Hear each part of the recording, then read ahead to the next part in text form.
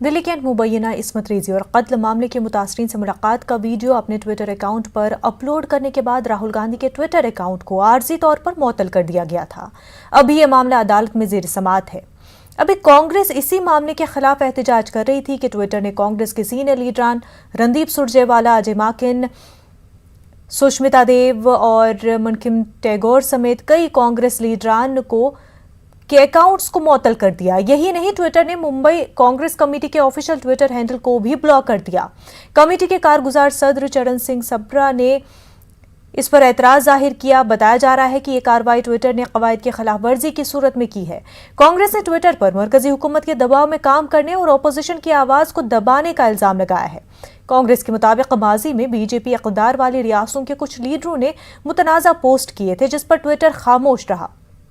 कांग्रेस का कहना है कि ट्विटर अकाउंट ब्लॉक कर देने से उन्हें कोई फर्क नहीं पड़ता और वो मुल्क के मसाइल को उजागर करते रहेंगे।